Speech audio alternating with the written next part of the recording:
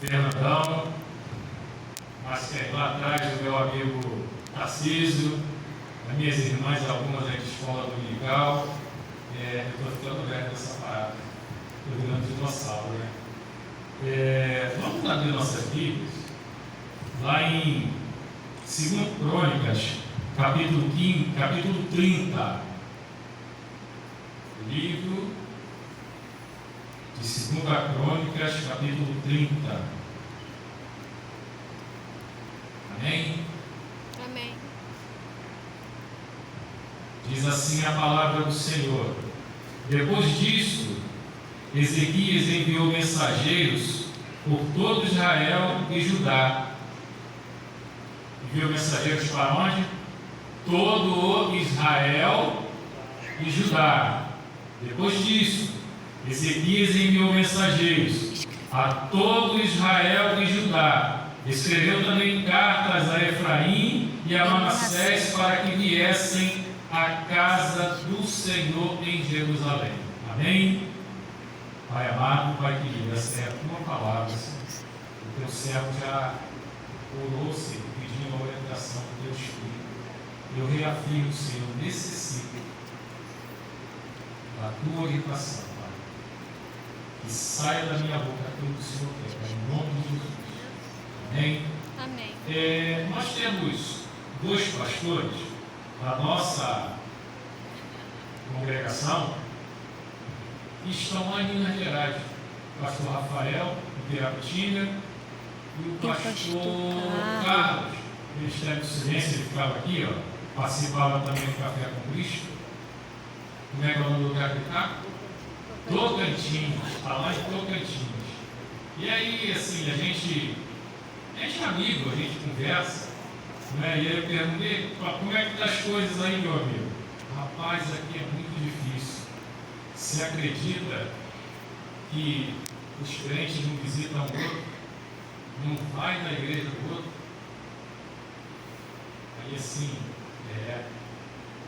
coisa difícil, né?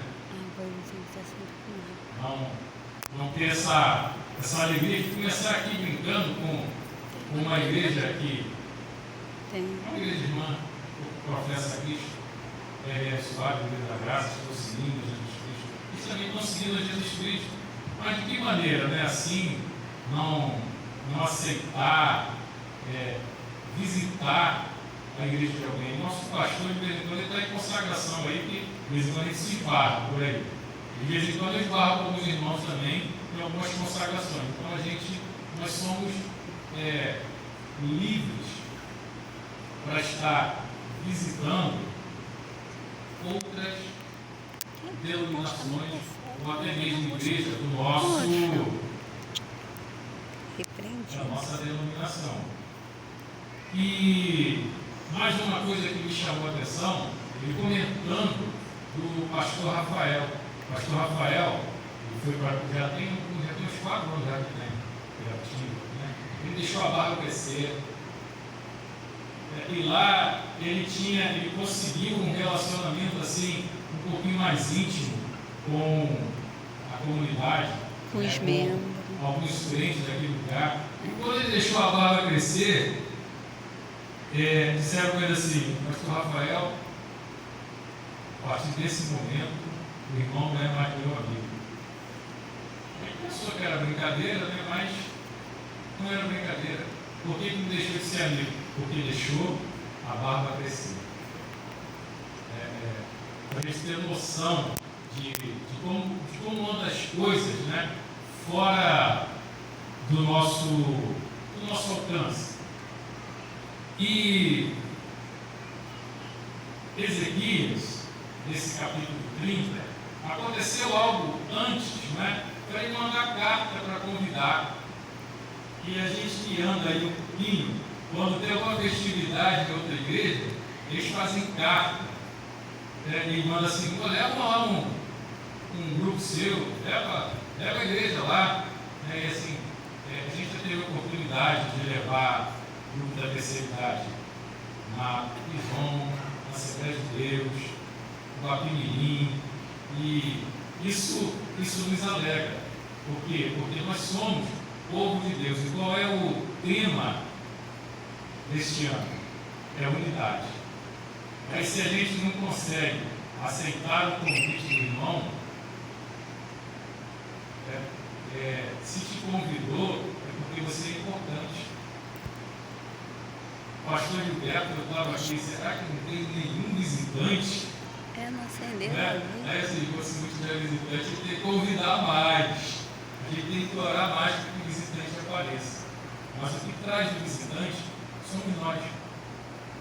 E Ezequias, ele fez o convite para Israel e para Judá.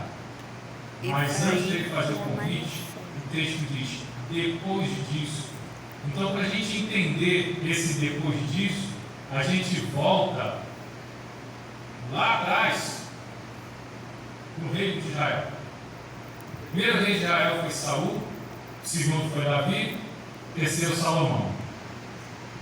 Salomão, depois que morre, o seu filho, Roboão, assume o trono. E quando ele assume o trono, os anciões vão dar conselhos a ele para que não seja tão pesado como por causa da carga dos impostos, do tributo, porque para manter aquela beleza toda, para manter a tua igreja não é fácil não. Para manter a tua igreja a gente tem que chegar junto. Né? Para manter o tempo, para manter o reino, Salomão cobrava muitos impostos. Mas o reino já estava estabilizado. E aí os anciãos deram conselho, dizendo assim, olha, alivia a carga do povo. E o cara ouviu os conselhos dos amigos dele, dizendo que se meu pai foi pesado, o meu dedo mindinho é mais pesado que o meu pai. Com isso, houve a divisão de Israel. Já começa aí aquilo que o pastor Rufino, Gilberto Rufino, falou sobre unidade. Unidade não se divide. Unidade não se divide. Se somos um, não podemos nos dividir. Israel se divide. Fica dividido entre o sul e o norte. Parece até os Estados Unidos, né? Sul embaixo, o norte em cima. O norte com 10 tribos, tribo do norte, Israel, tribo do sul, Judá. E aí a gente começa a entender o que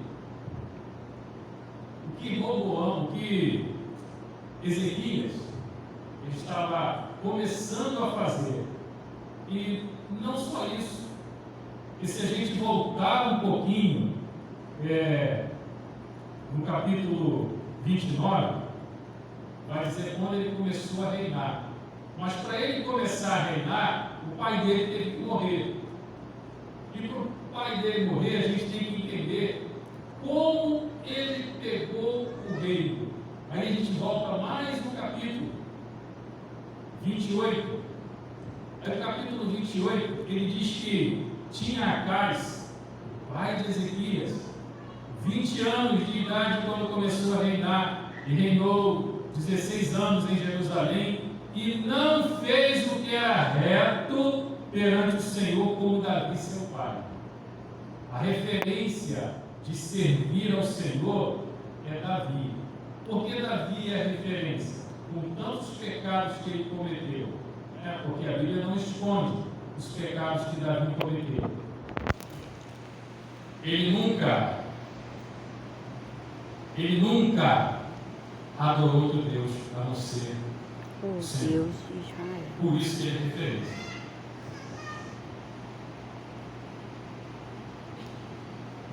Não fez o que era reto perante o Senhor, como Davi seu pai.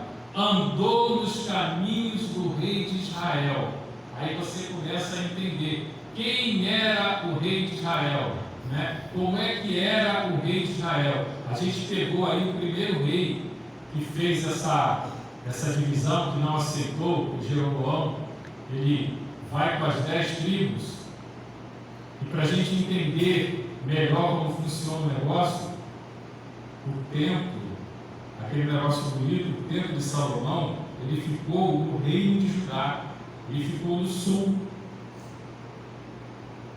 As 10 tribos do norte não tinham lugar para adorar. O que esse rei fez? 2 bezerros de ouro, com medo de sabe fazer o quê? Do povo voltar para Israel, adorar no templo e gostar, ficar lá. Esse é o medo de muitos pastores, de prender a ovelha e não querer que a ovelha vá em outros lugares. Aí a gente analisa esse negócio. O que foi isso? Foi uma decisão, olha só, não é uma decisão espiritual, é uma decisão política. O que eu digo para vocês? Não deixe que decisões políticas interfiram na sua adoração. Não deixe que decisões políticas interfiram na sua adoração. 2 bezerros de ouro. O que mais aconteceu? Para a gente entender melhor também. Lembra da mulher samaritana? Que Jesus encontra com ela no poço? Aí ela pergunta: não, olha só, os meus pais, ou seja, os meus antepassados, dizem que a gente deve adorar um monte. Vocês dizem que a gente deve adorar no templo. Aí o que Jesus diz para ela? Onde é que a gente deve adorar o Senhor? O Espírito está aqui dentro, tá? Aleluia, glória a Deus. Tem um Espírito. E nós devemos adorar o Senhor em espírito. Não importa aonde você esteja. Adore o Senhor em espírito.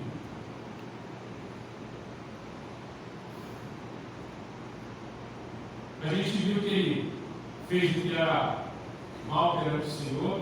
Mas o que ele fez de fato, né? Além de não seguir os caminhos? O que acontece? Por não seguir os caminhos, o versículo 5 diz assim, de 2 Crônicas 28: pelo que o Senhor Deus o entregou nas mãos do rei dos sírios. Eu gostaria que vocês grifassem entregou e muda para deixou. Porque parece que, se não vai te entregar, parece que Deus é carrasco, né? Mas na versão de linguagem de hoje está entregou. Entregou não, deixou. O que acontece? Se nós deixamos de estar debaixo da vontade de Deus, se nós, conforme diz a nossa doutrina, se nós transgredirmos uma lei conhecida de quem? De Deus, nós estamos pecando. E foi isso que aconteceu com esse rei. Deus deixou que ele fosse entregue nas mãos dos sírios, não é assírios, não, assírios. E depois disso, depois de ser derrotado, você tem um exército, seu exército foi derrotado pelos sírios. Mais à frente, no meio do capítulo, no meio do versículo, diz que também Deus deixou que o rei de Israel, olha só agora, se entender o valor desse convite. O rei de Israel, na batalha, na guerra contra Judá, matou num dia 120.000 homens e levou cativo 200.000 pessoas, mulheres, crianças, os esposos. E aí? A tua família é complicada? A de Israel? Eles brigam um com o outro, eles se matam.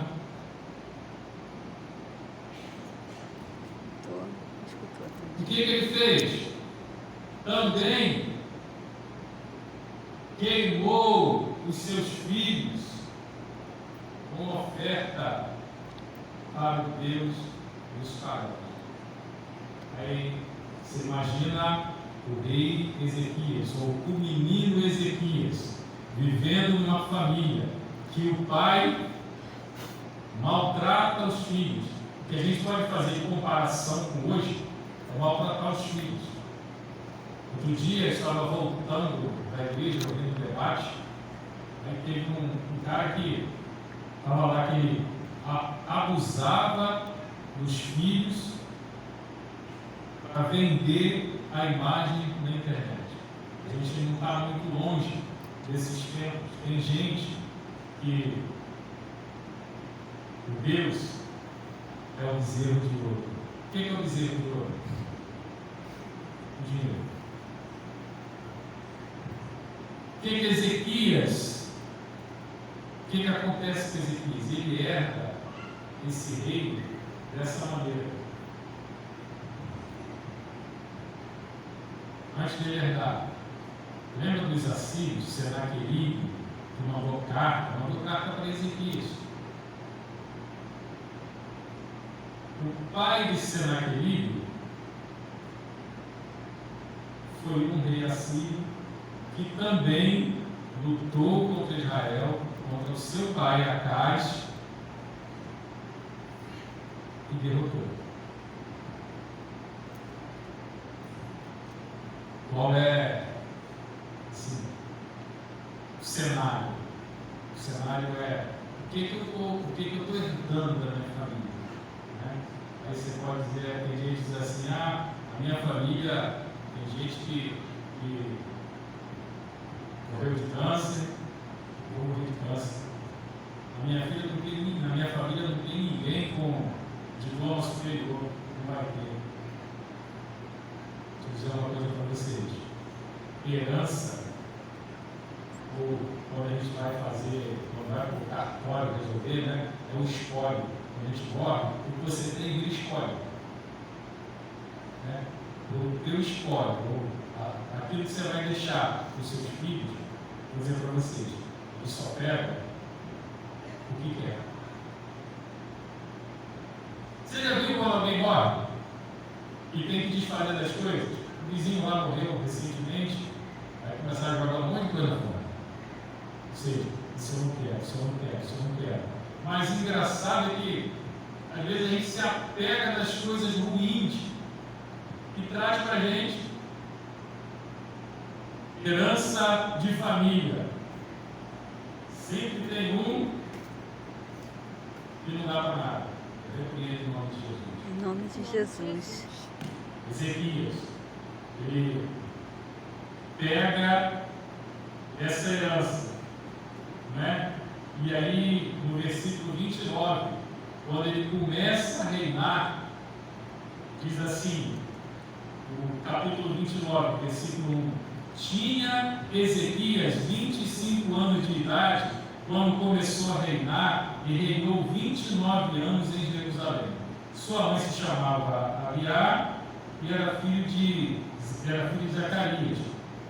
Versículo 2: fez ele o que era reto perante o Senhor, segundo tudo quanto fizera Davi seu pai. Agora, mais interessante, na tua reunião de família, lá no Natal, no Ano Novo, a gente está pertinho, né? Estava todo mundo lá que se queria? À frente. Fala a verdade. Estava faltando alguém?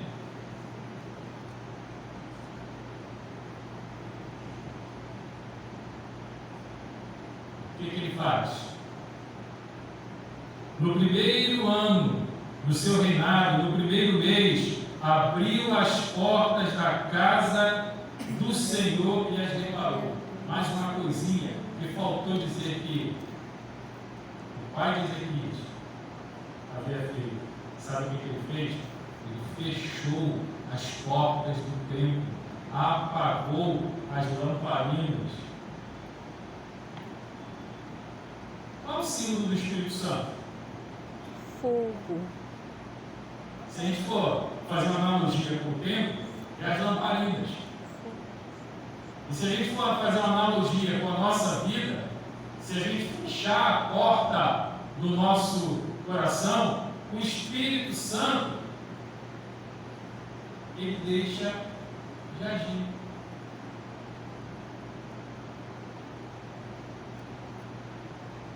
E o que Ezequias faz? Prosperou muito. A gente está no primeiro mês do ano. Se tem alguma coisa que você ainda não fez, ainda dá tempo de fazer, porque o texto diz que no primeiro ano do seu reinado, no primeiro mês, vou fazer uma limpeza da minha vida. Vou fazer uma limpeza no templo. Quinta-feira eu estava sentadinho aqui, vendo o pastor me pregar, aí me veio esse texto. Aí assim, você olha para a igreja, né? Se fosse nos anos 70, 60, fazer a limpeza do templo, bateria sai. Não é isso? Guitarra sai. Mas não é essa limpeza que ele está falando. A limpeza que ele está falando é a limpeza espiritual. É limpar, vamos dizer assim, vamos trazer para a nossa vida. Se eu tenho pensamentos maldosos, onde é Deus para tirar esse pensamento? Se eu cobiço, né? Porque o tempo agora somos nós. O tempo está aqui. Se eu cobiço, Senhor, deixe de cobiçar. Se eu estou enganando alguém, eu paro de enganar. Ou seja, limpar o templo. Foi isso que Ezequias fez. Limpou o templo, chamou os sacerdotes. Sacerdotes, se consagrem. Vamos voltar ao culto. Voltar ao culto.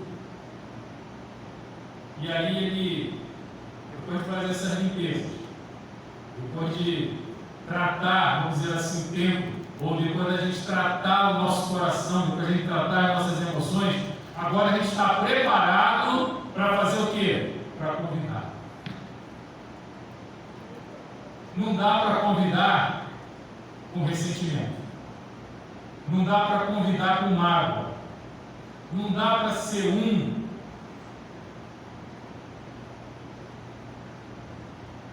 pelos sentimentos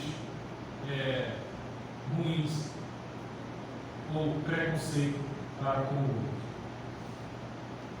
Depois de fazer isso tudo, ele manda carta para, mais uma vez, para ajudar o seu próprio povo, para Israel, o povo que foi dividido. Vamos tornar a ser um de novo. Aleluia. Vamos voltar a ser família de novo. Tem alguém na tua família assim que está afastado? Rapaz, isso aqui, isso é bênção, isso não é maldição não. Passa um zap, manda um áudio, liga.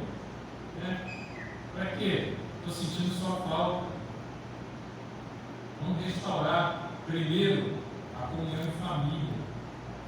Conforme o pastor Lucas estava pregando hoje de manhã, Lucas 10, se a gente não conseguir ter unidade na família, como é que a gente vai ter unidade na igreja?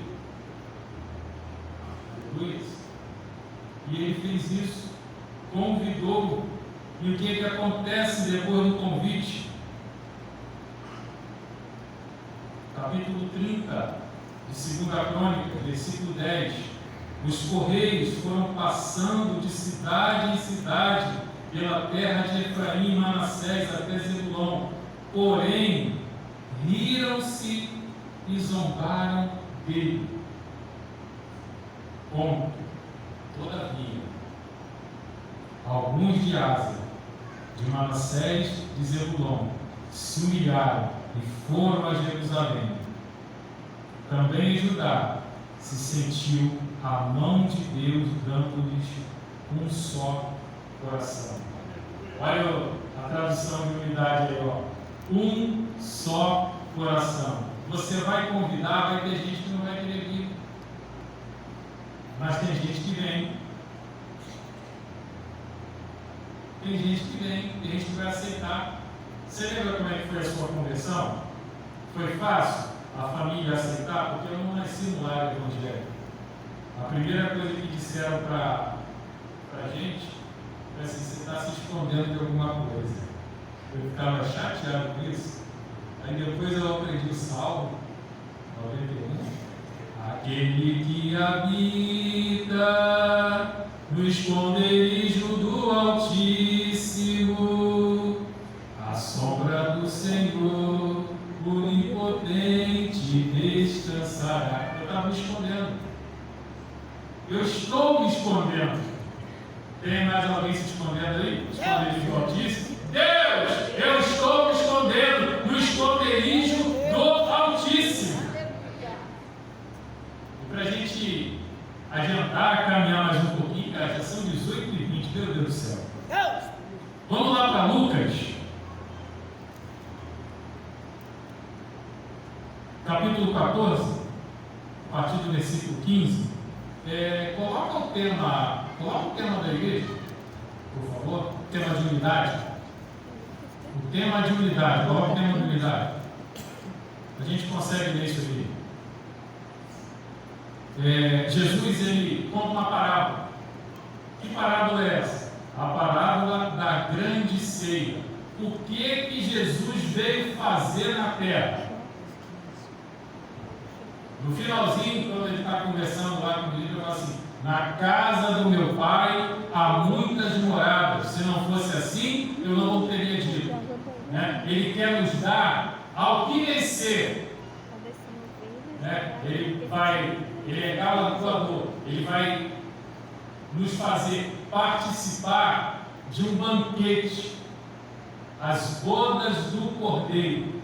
E esse versículo, esse capítulo de Lucas, capítulo 14, ele conta a história de um homem que chamou, fez um banquete e mandou chamar muita gente. E muita gente não foi. Deu desculpa. Não é assim que acontece quando a gente chama? Não dá desculpa? Não, hoje não. Hoje para a igreja, acabou danado o que está fazendo? Não vou não. Deixa para outro dia. Depois a gente marca. Vamos marcar, não é assim? Vamos marcar e nunca marca. Convidou, não foi. Jesus, ele veio para os seus, e os seus rejeitaram. Aí o que o homem faz? É o que a gente é. Nós somos coxo, manco, cego.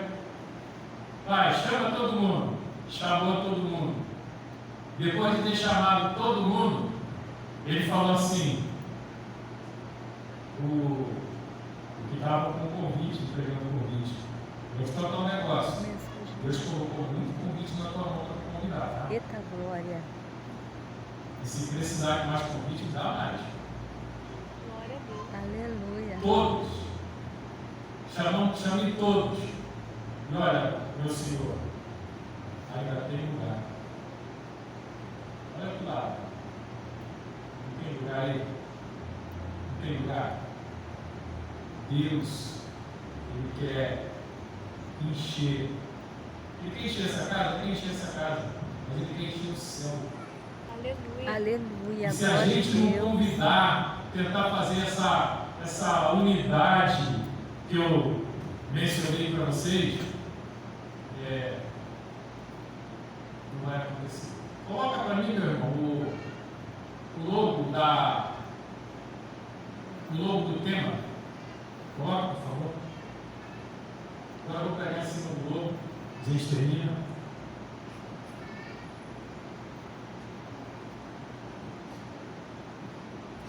Todos aí são alfabetizados, né? Se não tiver, a gente volta com um projeto aqui de alfabetização de terceira idade. que está escrito? O que está escrito? Unidade. Tem certeza que é unidade? Não. Unidade. Não está faltando um I, não? Unidade. Não está faltando um I, não? Então o N está fazendo O papel o dos lugar dois. do I. Ou seja, é de propósito. A unidade está faltando a gente convidar para que a unidade seja perfeita. Está Aleluia. faltando mais um. Aí quando botar de novo, está faltando mais um. E quando colocar de novo, está faltando mais um. E quando colocar de novo, está faltando mais um. Que a gente consiga, com a nossa disposição de convidar. Quanto tempo você não convida ninguém para ir para a igreja? Peguei alguém, né? Quanto tempo você não convida ninguém para ir para a igreja? É difícil. Vamos passar a convidar. Aí, assim, o texto diz que o servo, ele fala para o dono da festa: ó, depois de eu ter convidado todo mundo, ainda tem lugar. Aí o que o Senhor faz? O Senhor da festa vai, volta para a rua e pega a força e traz. E tem gente, irmão, que a gente tem que usar de estratégia para trazer.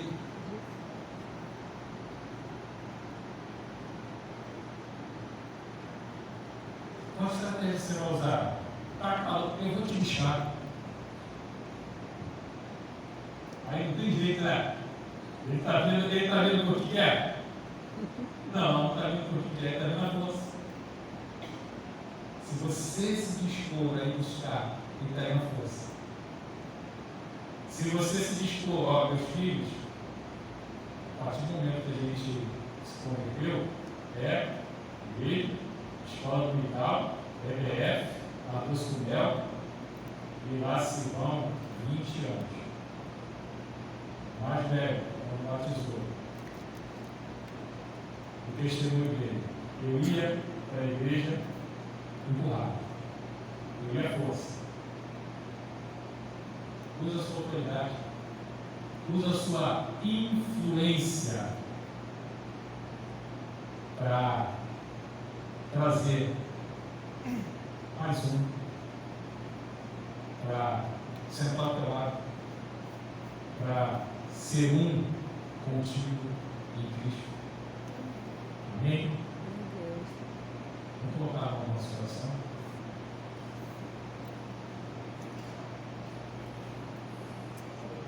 Aleluia. Fica ligado.